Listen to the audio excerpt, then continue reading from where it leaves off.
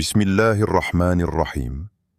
Assalamu alaikum wa rahmatullahi wa barakatuh, mes frères et sœurs, et à tous ceux qui nous rejoignent aujourd'hui, qu'ils soient musulmans ou non musulmans, bienvenue dans cet espace de lumière, de savoir et de fraternité.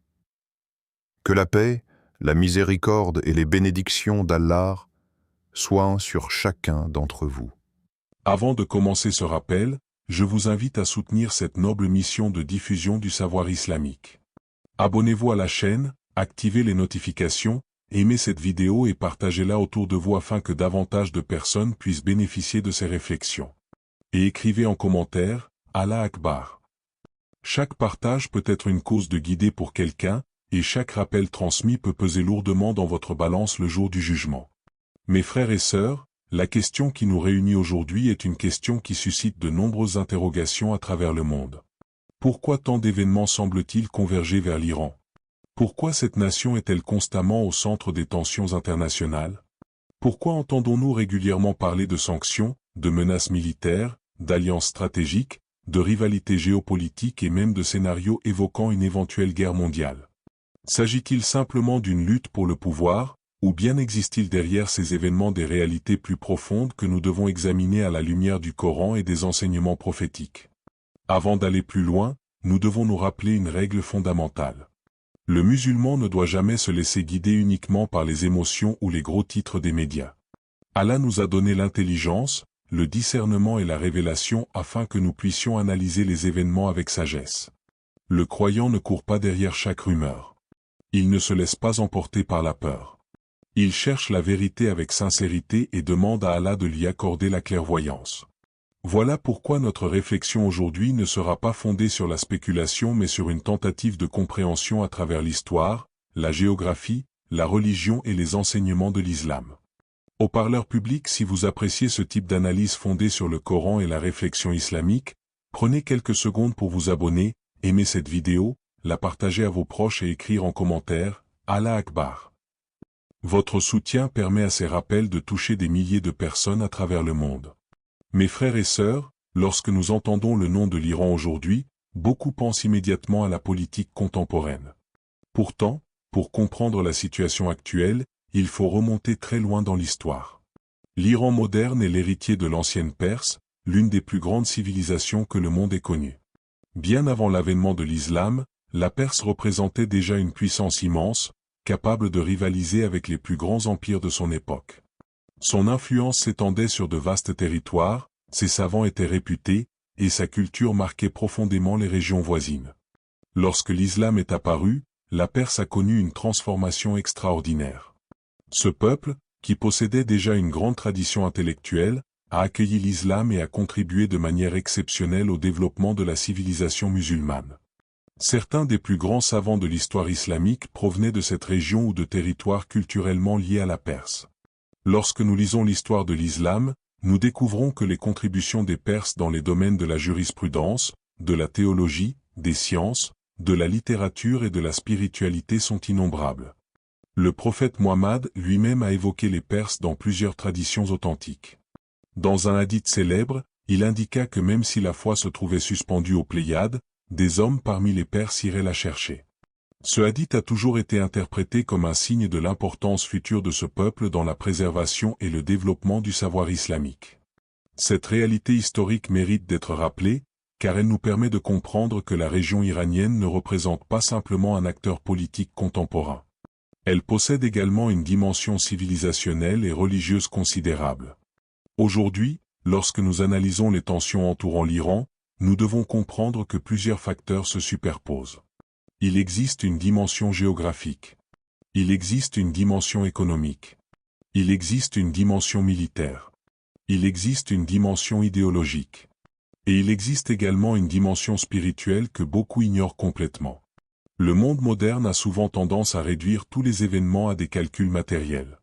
Pourtant, l'histoire humaine montre que les croyances, les idées et les visions du monde jouent souvent un rôle aussi important que les ressources naturelles ou les armées. Regardons d'abord la géographie. Allah a placé certaines nations à des emplacements stratégiques qui leur confèrent naturellement une importance particulière.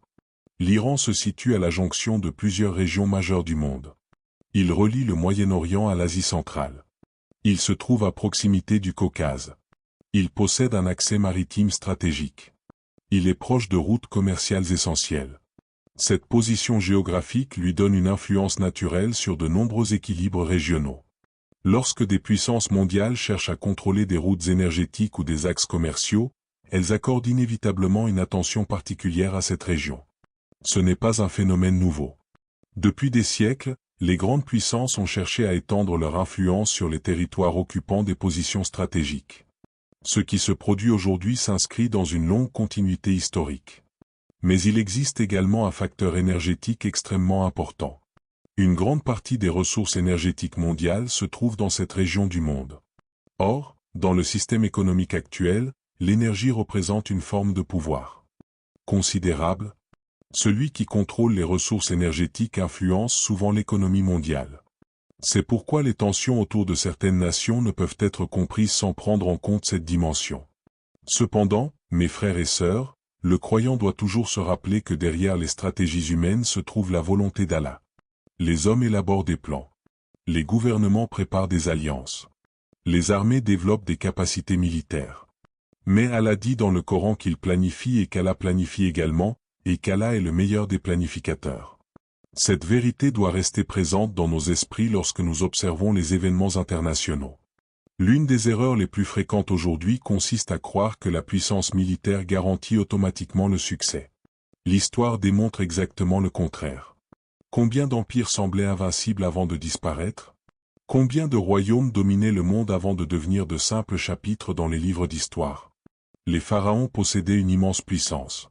Les Romains dominaient de vastes territoires. Les Mongols inspiraient la crainte partout où ils passaient. Pourtant, tous ont fini par décliner.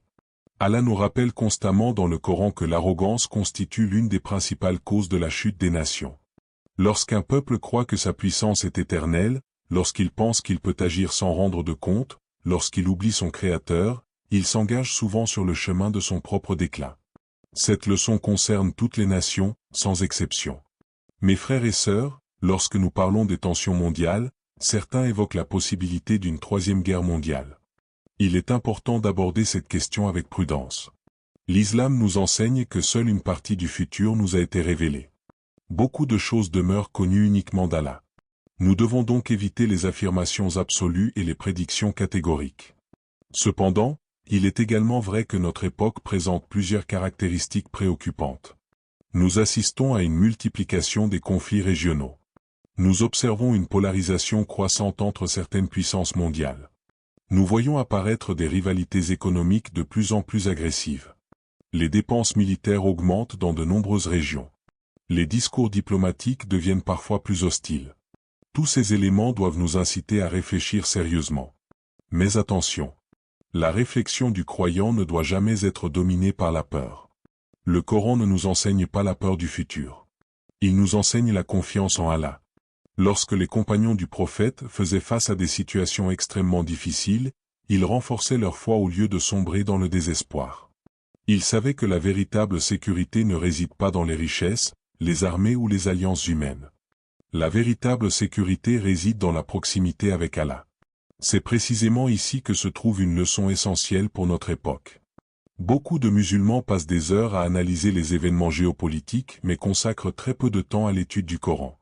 Ils connaissent le nom des dirigeants mondiaux mais ignorent parfois les enseignements fondamentaux de leur propre religion. Ils suivent chaque actualité internationale mais négligeant leurs prières, leur repentir et leur développement spirituel. Or, si nous voulons comprendre les événements du monde d'un point de vue islamique, nous devons commencer par nous réformer nous-mêmes. Allah dit dans le Coran qu'il ne modifie pas l'état d'un peuple tant que celui-ci ne modifie pas ce qui est en lui-même. Cette parole constitue l'une des clés les plus importantes pour comprendre l'histoire humaine. Les bouleversements mondiaux ne doivent donc pas seulement être observés comme des phénomènes politiques. Ils doivent également être perçus comme des rappels. Ils nous rappellent la fragilité de notre condition. Ils nous rappellent que le monde matériel est temporaire. Ils nous rappellent que la véritable demeure est celle de l'au-delà. Mes frères et sœurs, poursuivons cette réflexion avec sincérité et avec le désir de comprendre notre époque à la lumière de la foi. Lorsque nous observons les événements qui secouent le monde, nous devons éviter deux extrêmes. Le premier consiste à ignorer complètement ce qui se passe autour de nous, comme si les bouleversements internationaux n'avaient aucune importance. Le second consiste à devenir obsédé par l'actualité au point d'oublier notre relation avec Allah. Le croyant doit suivre une voie équilibrée. Il observe, il réfléchit, il analyse, mais il conserve toujours son cœur attaché à son Seigneur. L'une des questions qui revient souvent est la suivante. Pourquoi certaines régions du monde semblent-elles constamment plongées dans les tensions et les conflits? Pourquoi le Moyen-Orient demeure-t-il au centre de tant d'enjeux internationaux? Pour répondre à cela, il faut comprendre que cette région n'est pas une région comme les autres. C'est la terre des prophètes. C'est la terre où ont marché Ibrahim, Moussa, Daoud, Suleiman, Yahya, Issa et Muhammad, paix et bénédiction sur eux tous. C'est une terre chargée d'histoire spirituelle. Depuis des millénaires, elle est au cœur des grandes transformations religieuses qui ont marqué l'humanité. Lorsque nous étudions le Coran, nous découvrons que les affrontements entre la vérité et l'injustice ont souvent eu lieu dans des régions qui occupaient une place centrale dans le destin des peuples. Les tyrans cherchaient à contrôler les terres stratégiques. Les prophètes appelaient les hommes vers Allah. Les peuples étaient placés devant un choix, suivre la vérité ou suivre leur passion. Cette dynamique n'a jamais réellement disparu de l'histoire humaine. Mais nous devons faire attention à ne pas réduire cette question à une opposition simpliste entre le bien et le mal. Les affaires internationales sont rarement aussi simples. Les intérêts économiques, les considérations stratégiques, les alliances régionales et les ambitions politiques se mélangent constamment. Le croyant doit donc faire preuve de prudence avant de porter des jugements définitifs. Le Coran nous enseigne également une autre leçon importante. Les épreuves ne touchent pas seulement les individus, elles touchent aussi les sociétés. Lorsqu'une communauté s'éloigne de la justice, lorsqu'elle banalise l'oppression, lorsqu'elle abandonne les valeurs morales, elle s'expose à des conséquences collectives. Cela ne signifie pas que chaque personne est responsable de tout ce qui arrive à sa nation, mais cela signifie que les comportements collectifs ont des conséquences collectives. Aujourd'hui, le monde traverse une crise qui dépasse largement la géopolitique. Nous sommes confrontés à une crise morale. Regardez ce qui est présenté comme normal dans de nombreuses sociétés. Regardez la manière dont certaines valeurs fondamentales sont remises en question. Regardez l'érosion de la famille, la banalisation de l'injustice, l'obsession de la consommation et l'éloignement progressif du rappel d'Allah. Ces phénomènes ne sont pas sans conséquences. Le prophète nous a enseigné que certaines épreuves apparaissent lorsque les sociétés s'éloignent de la vérité. Les difficultés économiques, les divisions internes, les conflits et les instabilités peuvent parfois servir d'avertissement. Elles rappellent à l'humanité qu'elle ne peut construire un avenir stable en ignorant les principes établis par son Créateur. Mes frères et sœurs, je voudrais maintenant attirer votre attention sur un point souvent négligé. Lorsque les gens parlent de guerre, ils imaginent immédiatement des armées, des missiles et des batailles. Pourtant, il existe aujourd'hui d'autres formes de guerre. Il existe des guerres économiques. Il existe des guerres médiatiques. Il existe des guerres culturelles. Il existe même des guerres menées contre les valeurs et les croyances. Une nation peut être affaiblie sans qu'un seul coup de feu soit tiré. Elle peut être divisée de l'intérieur. Elle peut perdre son identité.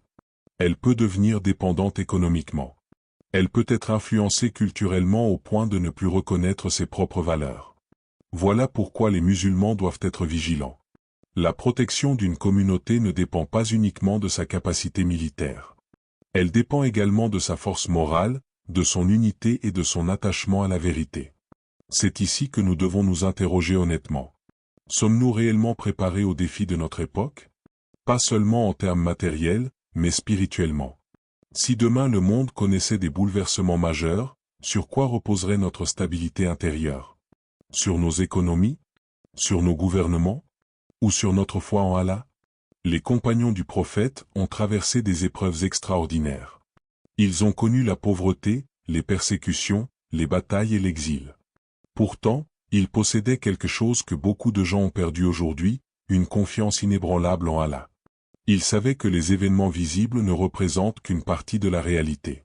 Ils comprenaient que derrière chaque épreuve se trouve une sagesse divine. Lorsque nous regardons les crises actuelles, nous devons donc nous poser une question fondamentale. Qu'Allah veut-il nous enseigner à travers ces événements? Peut-être veut-il nous rappeler que la sécurité absolue n'existe pas dans ce monde. Peut-être veut-il nous montrer la fragilité des systèmes humains. Peut-être veut-il nous inviter à revenir vers lui avant que des épreuves plus grandes encore n'arrivent. Mes frères et sœurs, les médias modernes ont souvent tendance à amplifier les peurs.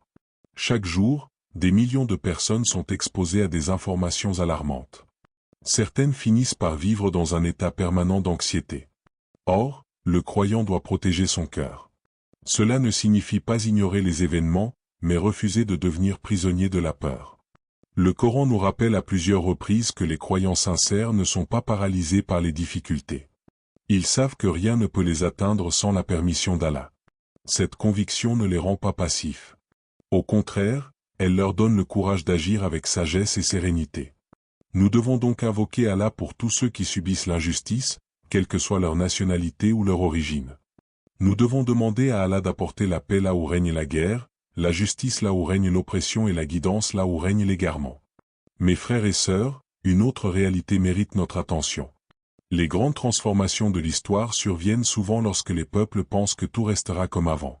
Les sociétés s'habituent à une certaine stabilité et imaginent qu'elle durera indéfiniment. Puis soudainement, un événement survient et change profondément le cours de l'histoire.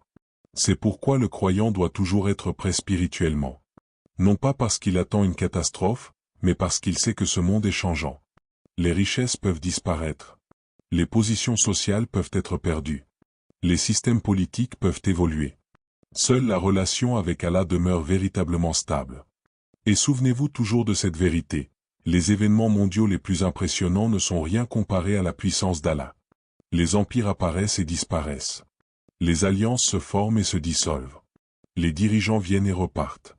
Mais Allah demeure éternellement le maître des cieux et de la terre.